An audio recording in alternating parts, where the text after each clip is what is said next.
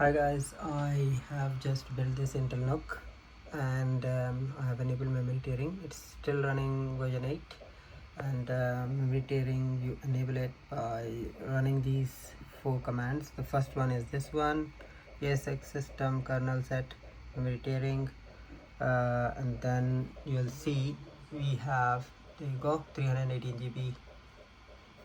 So that's the first command to enable that, and then the second command is to list the drives, so I identify which one I need to use.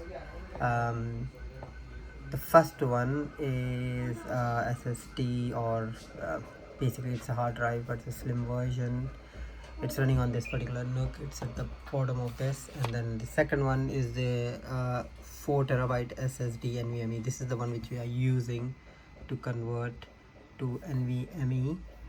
So we need this device number, and we need the third command, which is this one, ESX system device create VMFS, and then the full path. So you cook the command like this beforehand. That's the only command you need to cook. So you need to copy that from the device, and then you basically create that command. And as I said, this is the device display name, device T10 NVMe. So that's how we copied that, T10 NVMe. And then once that is run, then you use, this is the command which is going to allow you to use the NVMe memory, and you can maximum go for 400%, and this is what I have done, 400%.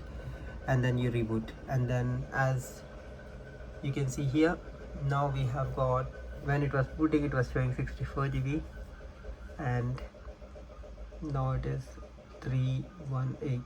Let's give it a reboot again so you can see how it jumps.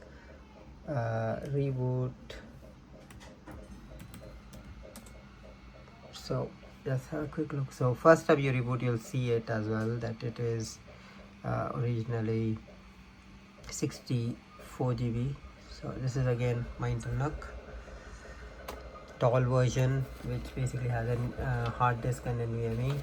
So once this is booting Intel NUC, so follow my blog and I have written the step-by-step process on how to do this as well.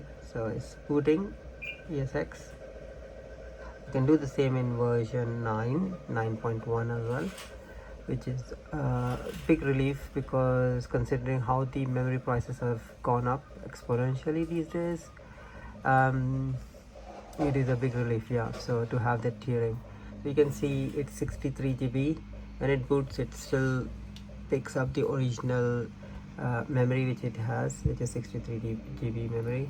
And then once the module for memory loads for memory tiering, I guess, it then jumps it up to 318. I'm going to run holodeck on this one to completely install the complete lab. Holodeck allows you to do that. There you go, 318 GB. That's all, folks. Hope to see you in the other video. Don't forget to subscribe and share my channel. Cheers. Bye.